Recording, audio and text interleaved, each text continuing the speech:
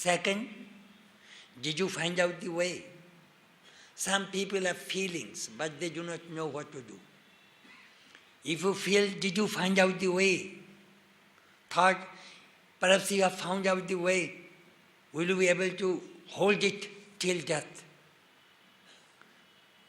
Then you will be a social reformer. Swamiji told in Madras, you people want to reform, reform, reform. These are the conditions. Turiyananda in giving an account was himself deeply moved and his eyes filled with tears. You can imagine what went through my spirit when I heard these pathetic words and saw the majestic sadness of Swamiji. Another time at Balaram's house, I had gone to see him and I found him pacing the veranda like a caged lion. He was deep in thought and did not notice my presence. He began to hum under the breath of a celebrated song of Mirabai, and the tears welled up in his eyes. He stopped and leaned against the balustrade and hid his face in his two palms. His voice became more distinct and he sang, repeating several times, "Oh, nobody understands my sorrow." And again, only he who suffers knows the anguish of sorrow. That is our Swamiji. Sometimes my young friends who are here, please read Swamiji's letters. I have nearly 776 letters of Swamiji. Swamiji, perhaps many of you may not know, in 1976, there was a bicentennial celebration of the United States of America. You see, America got independence in 1776. 1876, 1976, their bicentennial celebration. They made an exhibition in the Smithsonian Institution abroad in America. The people who came from outside America and left something for the American heritage. Swami Vivekananda was the only person from India. And there was a big pavilion. I went to see that exhibition. And the Smithsonian Institution is a recognized institution of the government of the USA. The Vice President of the USA is the in charge of the Smithsonian Institution. Swamiji got recognition. Swamiji was exhausted. After lecturing in Madras and Calcutta, he went to Darjeeling. He was walking, he found a bhutia, a tribal woman, was carrying woods, firewoods, for selling in the market. And she stumbled and fell down. And it hurt on her ribs. And Swamiji cried out, "Oof, pain, pain." His attendant was with him. "Swamiji, where is pain?" "Did you not see? That woman fell. She got pain in her ribs. I got the same pain." It is called Ekatmanubhuti. When you are a knower of Brahman, you can feel the same way as others feel. That we find in Swamiji. What Swamiji's, if you ask me, Swamiji, what impressed you most about Swamiji? Do you know what impressed me most? This person has zero selfishness. He wanted to be selfish. He went to Ramakrishna to become selfish. He prayed to Sri Ramakrishna, "Sir, I want Nirvikalpa Samadhi like Shukadeva, and once or twice I shall come back, eat, and again go to Nirvikalpa Samadhi." That he wanted. That he wanted. And what his Guru said? "Shame on you, fie on you. I thought you would be a huge banyan tree. Under your shade, thousands of people will get peace, happiness, and you want your personal liberation? That impressed me. You read Swamiji's Karma Yoga. Do you know how Swamiji defined God? Friends, listen. Though it may sound very strange to you, but let me tell you, unselfishness is God. Swamiji redefined God. Swamiji redefined religion for the Western world. Religion, they have peculiar ideas about religion. Some people think, you say religion is not God. Religion is a path to reach God. Swamiji redefined religion for the Western world. Religion is the manifestation of divinity already in human beings. Religion is being and becoming. Religion is realization. Religion, the old religion said he was an atheist who did not believe in God. The new religion says he is an atheist who does not believe in himself. In this way, Swamiji was redefining religion for the Western people. That peculiar idea. You will have to understand how Western religion goes. They goes by doctrine and dogma and creed. They go to the church, kneel down. I believe the Lord Jesus, the only begotten Son of God, only salvation is possible through Jesus. That they say. But you see, in American Constitution, there is the freedom of religion. Everybody can practice any kind of religion you like in America. But the religion is bound by doctrine and dogma. In India, just the reverse. Our society is bound, religion is free. Their religion is bound, society is free. And ours is just the reverse. You worship Krishna, your wife worships Rama, your son worships Ramakrishna. We have no friction. Fine. But not in the West. They're very dogmatic in this respect. A book came out in London. Name of the book is called Sea of Faith. It was published, came through serially from the BBC. They tried to show this harmony of religions, which started from 1893 and after the advent of Sri Ramakrishna. What did Swamiji say? You see, look how religion spreads. Christianity spread in 597 AD. When Gregory was the Pope, St. Augustine took Christianity to England, 597 AD. Buddhism, 250 years after Buddha's passing away, Ashoka spread Buddhism. Look at Ramakrishna. Swamiji says, within 7 years, Thakur died in 1886, in 1893, within 7 years, Sri Ramakrishna's ideas encircled the globe. That was Ramakrishna, Vivekananda's religion, universal religion. In the parliament, every speaker was representing their own faith, and Swamiji represented all faiths. If my religion is true, your religion is also true. That's Sri Ramakrishna's philosophy. That Sri Ramakrishna emphasized. You know, sometimes people think, what are the main characteristics of the Ramakrishna order? Swamiji, he loved human beings. Swami Nikhilananda mentioned one story.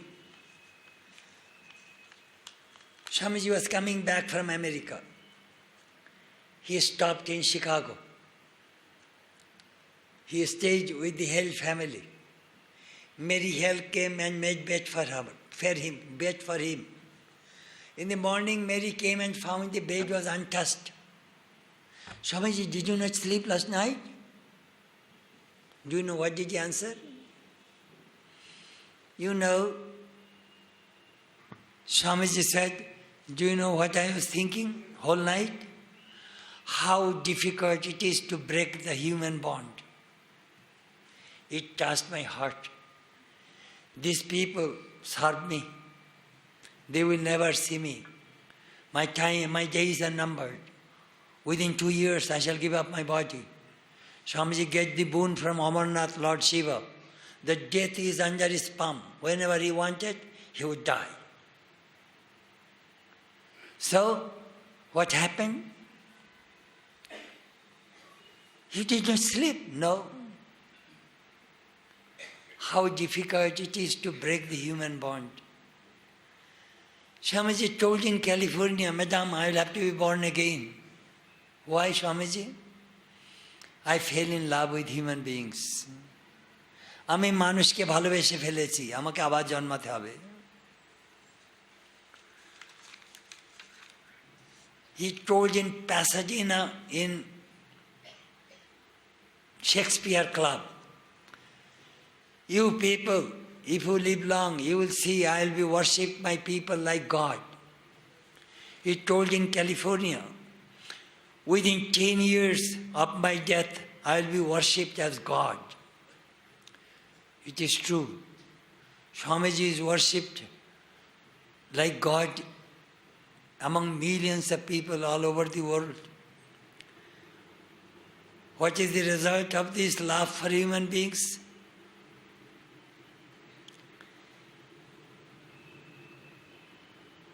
Do you know what do they say? Bandhanat bandhu.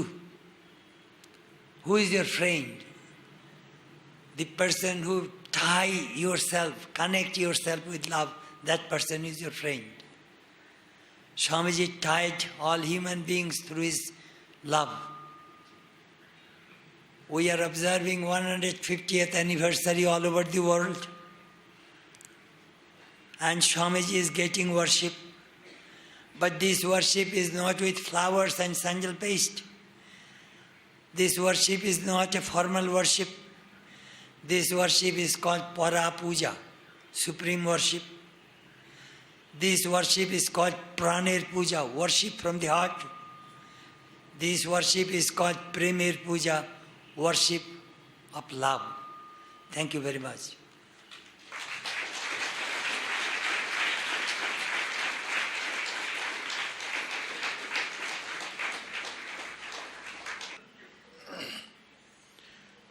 For the last 1 hour, we have heard from Srimad Swami Chaitanyaji Maharaj the different aspects of Swamiji, his personality, what exactly is human beings in the eyes of Swami Vivekananda, and what is the love of Swami Vivekananda on all of us and the entire humanity. He himself said, what this Vivekananda has done to understand, another Vivekananda has to be born. But in future, the world will see many Vivekanandas understanding me. So, Girish Chandra Ghosh also says, I appreciate your Naren, Vivekananda, not because of his Veda, Vedanta and other lectures, but his heart to feel. The moment a letter comes or an incident Swamiji learns that somebody is suffering or starving or in misery, he used to cry and cry and cry and would not talk with anybody that day. So within a short time, Revered Maharaj has given us a comprehensive biography and outlook about Swamiji's love for humanity and how he continues to do so. Many people have just seen Swamiji as a child, but Swamiji's eyes fell on them and they have become great people, because he loved those people. Recently in Belur Math, we heard the incident of Chandra Ghosh. In Dhaka, when freedom movement was going on, this young boy came and did pranam to Swami Vivekananda. Swamiji just touched him on his head, on his back, patted him 2 times. And that man lived for nearly 100 years, serving the country and loving Swami Vivekananda. One of the Swamijis went to Hemachandra Ghosh's house because he could not see and listen properly. He could not get up from his bed. And this Swami heard how he loved Vivekananda and how Vivekananda touched him. And Hemachandra Ghosh said, You have come all the way to see me. You should have seen Swami Vivekananda. His love is much more than what you are seeing me. So many wonderful incidents, examples, etc. Swamiji has presented before all of us. For the next few minutes, if Swamiji permits, our devotees may like to have some questions.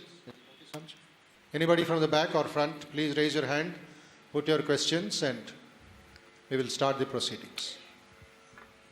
Why this karma, when this karma has started, and people say, according to karma, and all jivas has to suffer. When this primary karma has started, what is the cause for this karma? Thank you, sir. About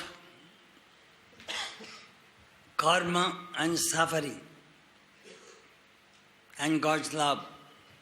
If God loves us so much, so why do you suffer? Sometimes sufferings is the good, is a boon to me. Let me tell you why. Pain, suffering, misery. Swamiji said, nothing comes to us which we do not deserve. Our karma brings results. No escape. No escape from the law of karma. As you sow, so you reap. Sometimes you do not see the background, that the karma, we do not see.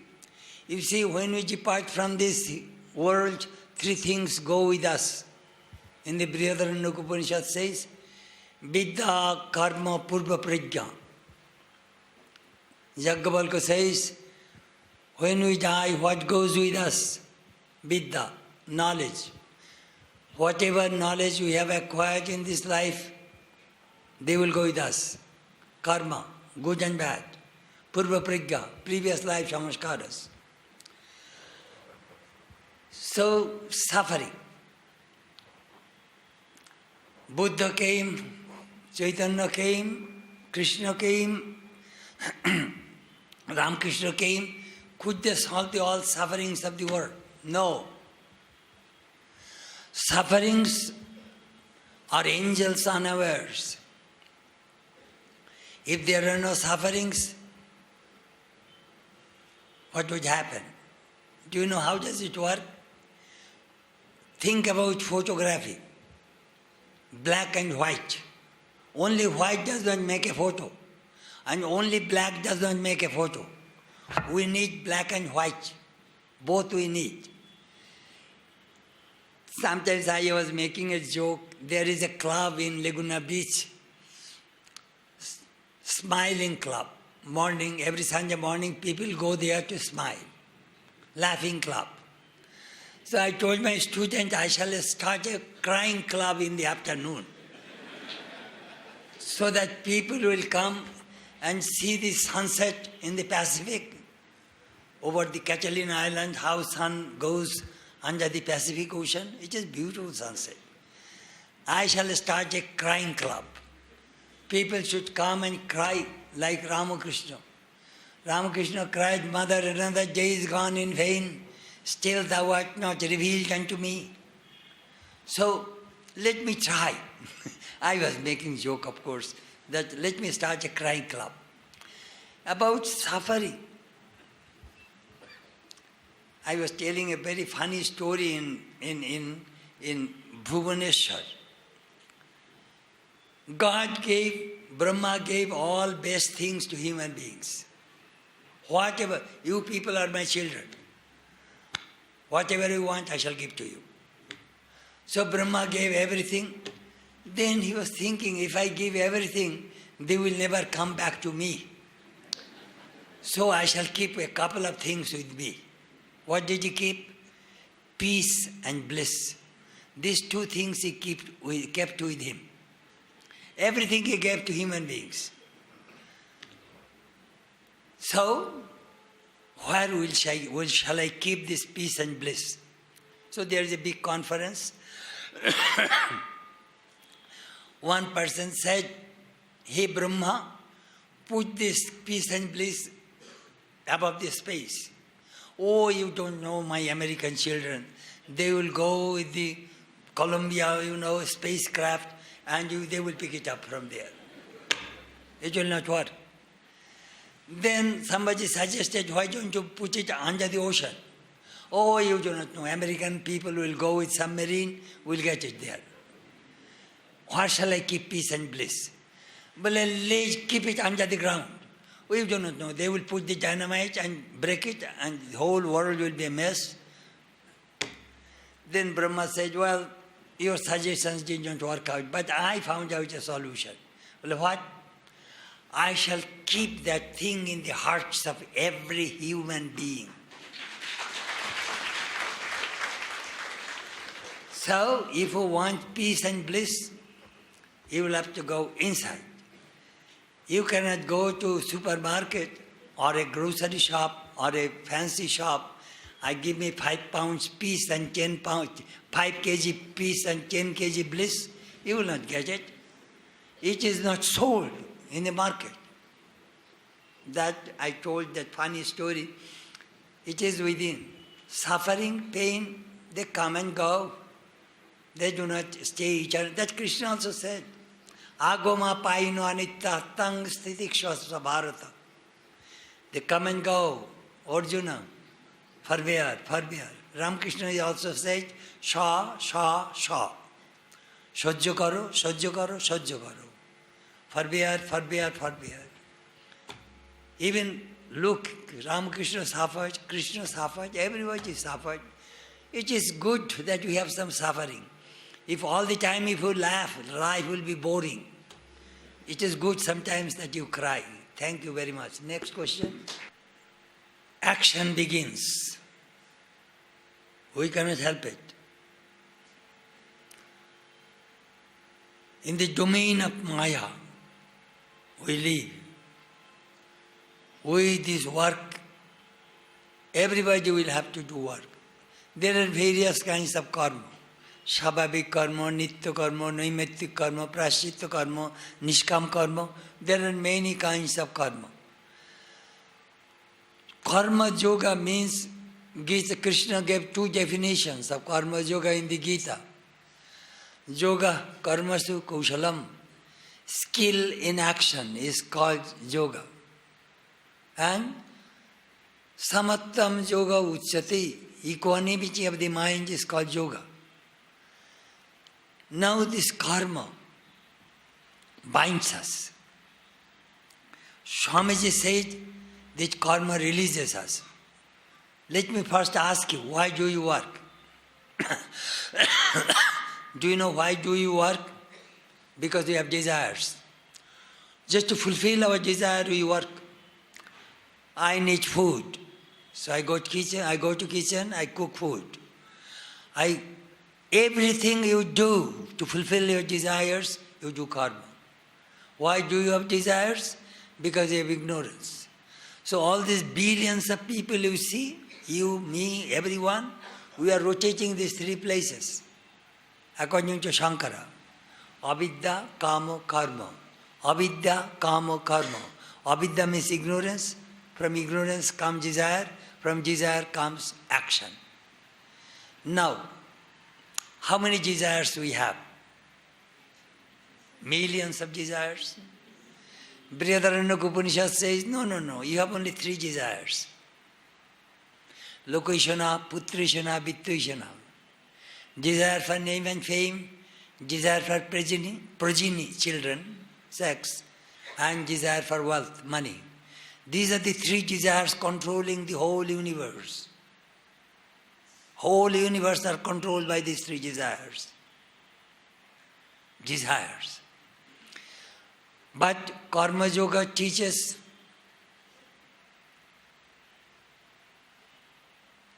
most people work to fulfill their desires. We work out of love. That is the Karma Yoga. We love human beings. We work very hard, more than many of you. But Karma Yoga, if you work for others, you will be unselfish. And then, the more you become unselfish, your mind will be united with God. And one day, you will get illumination. Shankara says, karma does not bring God realization directly. But nishkam karma, unselfish action, make your mind pure. What does the pure mind do? Do you know? Chandogya Upanishad says, ahara shuddhau, sattva shuddhau, dhruva smriti, smriti lambe sarva grunthinam vipra moksha. Ahar, the thing which we gather inside continually, if they are pure, sattva shuddhi, sattva means mind. Mind becomes pure. When the mind becomes pure, you will get constant recollectedness of God. When you have constant recollectedness of God, you will see God. So Karma Yoga eventually leads us to God realization. Thank you. Next question. Dharmo rakshati rakshita, as people say, when we follow dharma, we will have every protection from God, and in all respects we will be having safety. But nowadays in Kali Yuga, what I found, what